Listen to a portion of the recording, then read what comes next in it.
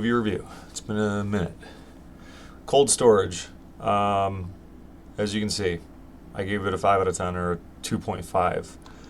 This is the problem with this one. This was not an awful movie, but it was, as the kids say, mid. It was honestly as mid as it can get. Horror sci-fi. Really wasn't horror at all. And then I'm kind of wondering if this was even rated R. I wish it showed you on Letterboxd, because it struck me as kind of like a PG-13 type of movie. The average rating 2.8. That's pretty fair in my opinion, because I mean, if it broke 3 stars, that would be ridiculous. What's there to say about this?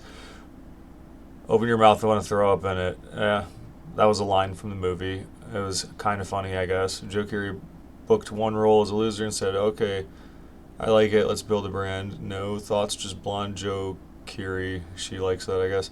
A middle-of-the-road thriller that manages to build some initial intrigue, but ultimately fails to deliver a satisfying payoff.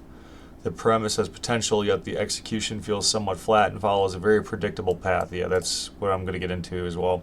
It's an okay way to pass the time if you have nothing else to watch, but it lacks the spark needed to make it truly memorable. That's a really good review. It's pretty much exactly my thoughts and the same exact rating I gave. Cold Storage was a book written by David Coop. Coop is a screenwriter, so they book it, like backstory and prose one would expect from a novel. I'm not going to read the whole thing. Not a lot going on with the film, really. Just blonde Joe Keery. Liam Neeson carried out his back. Didn't. Yeah, exactly. That's what I was going to comment on, too. Oh, there was my review. Okay, so this movie, very formulaic. Super mid, very formulaic.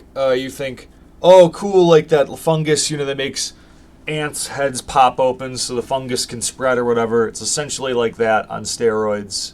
This fungus or whatever, that's what their, the threat is that they're battling against. Now, correct me if I'm wrong. There's 3 main characters in this movie. There's this guy. I don't know them. He was in Stranger Things, right? Joe Keery. Georgina Campbell. What was she in again? Bird Box. Oh, Barbarian. Yeah, I liked her in Barbarian. She's cute. That's another point I was going to make. So this guy... Here's what did the movie... I mean, let's be positive before negative. What did the movie do good? The initial premise was, intriguing, even though it's a little played out with all the zombie stuff and fungus stuff and The Last of Us, and, it's like, it's not the first of its kind in any way. But you're thinking, oh, cool, like a new fungus zombie sci-fi horror that has a little bit of comedy in it, which means it's not really going to be a horror, because even from the initial, the initial previews, there's probably a couple moments of comedy in the previews, and you're like, all right, it's not a horror. So yeah, what did it do good? It was a decent enough adventure around this, whatever it was, storage facility that they work at. There was a couple scenes that were okay with gun stuff, action, I guess, but it really wasn't a very good action movie. There was a couple scenes that were... It really didn't do, if you think about it, the ending when they're driving away from danger, that was kind of cool. The very opening scene was kind of promising. That was kind of cool. Don't want to spoil too much, but spoilers like always. When they initially discovered Liam Neeson and Liam Neeson and his crew, whatever that was, they were like, don't quote me, they were like army... special ops scientists or something. I don't remember. But when they initially discovered this fungus had like wreaked havoc, this like new weird thing, they're like, what is this? And then it, got through one of the people's suits, and Liam Neeson got out of there, and the military ended up like bombing it or something. They're just like, we have to blow this thing up. And then they did take a sample, though, and they put it in like cold storage, and that's kind of what this is about, right? So they basically buried this sample of an extremely dangerous, rapidly spreading fungus, like almost like a mutant alien fungus, in like the basement of a storage facility. It used to be like military, then they closed it over with like, they walled it over essentially. And then that's now where this guy works, and he's fresh out of jail, and this is the job that would take him, and he's basically making minimum wage, and you're thinking like the movie's just really formulaic. Like honestly, I hate to say Chat GBT over and over, but like really like it's just so formulaic and like tropey, and it's like this character. Another problem is like he's out of jail, like he's like a delinquent, but then it turns out that you don't have to have any complex feelings about him at all. He actually didn't really do anything wrong. He was just sort of like running with like a bad crowd. He was a goofball in a bad crowd, and then they kind of manipulated him to be a getaway driver, I guess, for like a convenience store robbery or something. So he didn't really do anything like too bad other than be, essentially in the wrong place, the wrong time, manipulated guy. So you're like, oh, he's like ultimately like a pretty solid dude. I don't have to have any complex feelings about this character. And then of course, the other only like relevant character around him, there's like another guy who works at the facility that's like kind of like a lame like biker dude, like wannabe sort of, like he's kind of like in a biker gang kind of, and he's just like kind of I don't know, like a douche sort of. And then here's the new employee, an age appropriate, what do you call it? Like an age appropriate, cute love interest for the other main character, of course, because that's how life works all the time. You work somewhere like a graveyard shift at a security storage thing, and then there's like this cute girl that starts working with you, of course, because out of all the people that would work there, it wouldn't be some like frumpy boomer or like whatever, some dude like you. It would be a cute girl that's like age appropriate, whatever. I don't know, it's cool. I mean, then they go on this adventure like, what's this thing beeping, and what's this thing, and then she finds a map or something of like what the facility used to look like, and they bust open a wall, and they're like trying to find this thing, and then they discover this weird fungus, which it's weird. It's like this fungus that's like really deadly and rapidly spreading, but they don't seem to get infected by it at all. Like they're like standing basically right next to it half the movie. But and everything else, this fungus works its way through, here and there. It works its way up really fast, and then like a beetle eats it, and then the beetle travels up here, and then it gets infected. Like a cat gets infected, and then a deer, and all this stuff. So, and that scene looked pretty bad. That CGI scene with like a whatever cliche cool song. Like, I think it was like "One Way or Another, I'm Gonna Find You." That song. And it's showing this beetle climb through the like air ducts and stuff of the building. It's like, oh, that's kind of cool, except for like it looks really shitty. And then Liam Neeson comes back years later after they say like there's some kind of alert or whatever, and it's like, I knew this would happen. Did you not read the white paper or whatever? And now he's like an older man or whatever. I don't know how many years went by, 10 or something. And I'm sick of seeing him in movies. I hate to say it, I know maybe a lot of people love Liam Neeson. I don't really have a huge issue with him, but I'm just kind of sick of this like boomer dinosaur shit in movies where it's like, and then let's throw in Liam Neeson because I don't know. I'm just kind of getting sick of like all this, like it always has to like homage to like boomer era like shit. So Liam Neeson's in there. It's like, yeah, he's like an old man. I don't know. What's he going to do? I guess he was the original scientist. Fine. Okay, he's involved. And then he's trying to travel there. Half the movie, it's just showing him like on those like military satellite phones. Like he's like, I'm very important. Like, I'll get this done. Like, we got to figure this out. And da-da-da. There's like that minor story kind of underneath the main story of them roaming around the facility. And he's working with some girl in the military who's kind of going against her superior, who's like a dick and like being, what's the word? He's being dismissive about Liam Neeson, so she kind of goes behind the back of the superior officer to do the right thing and help Liam Neeson get this, fungus under control or the situation, because it's going to be absolutely catastrophic to like the human race or whatever. And then they're going around and like, whoa, that's weird. Whoa, that's weird. That's like, it's kind of like that for like half the movie. Like, whoa, that's weird.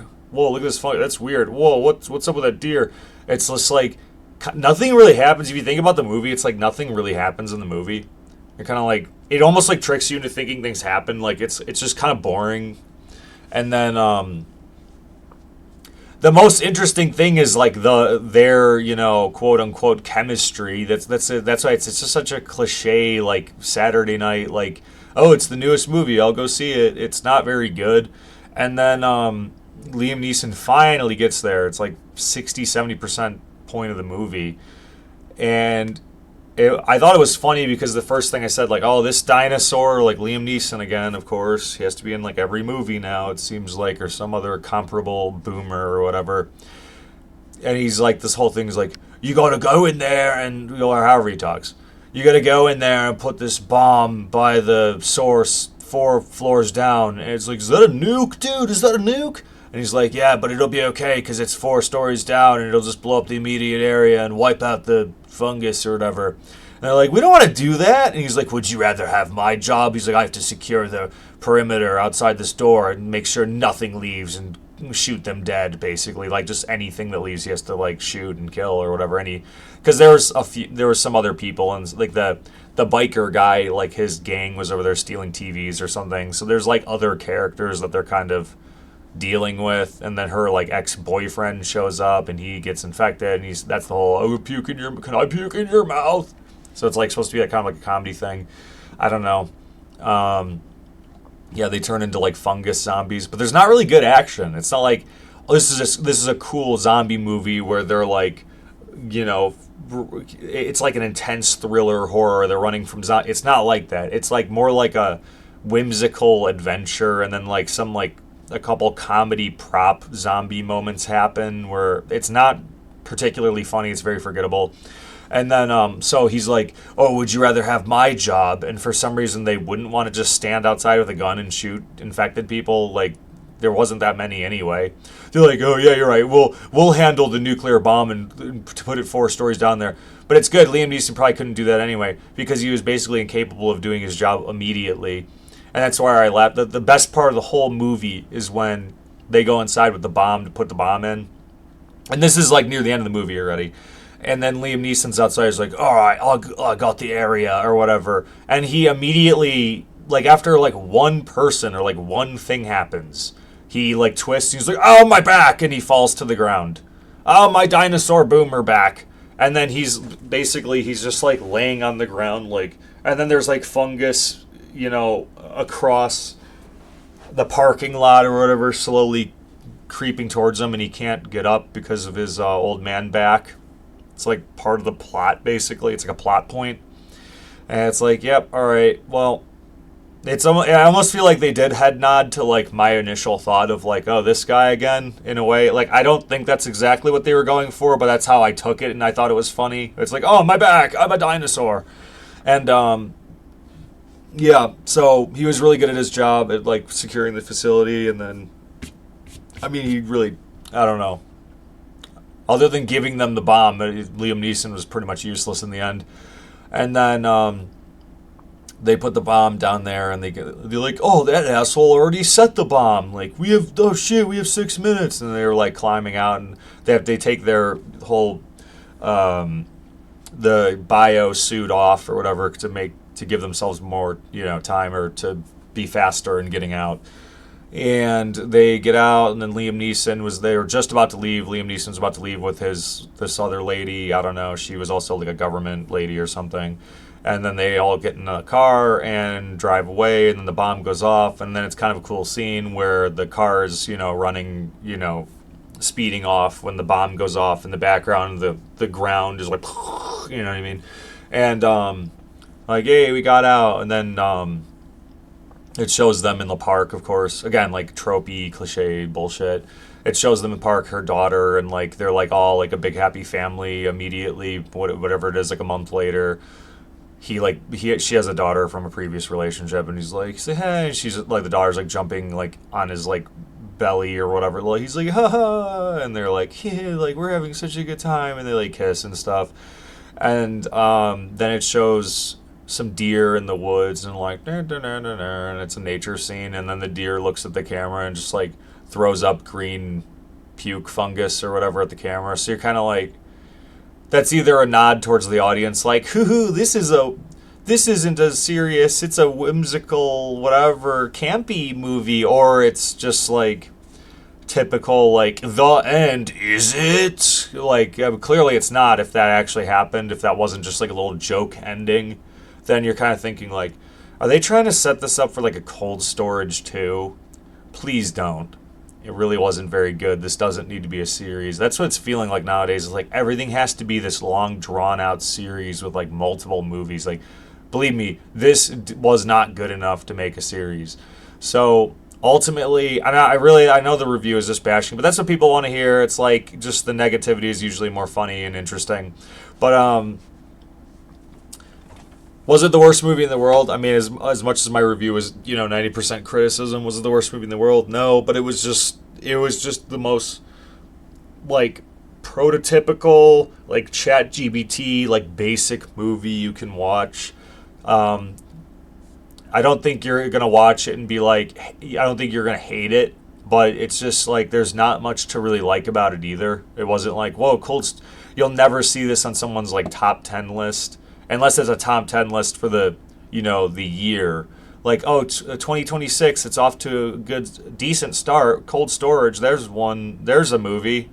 Maybe you should watch it, maybe not. I don't know. Here's my top 10 so far in 2026. It's only the third or fourth month in.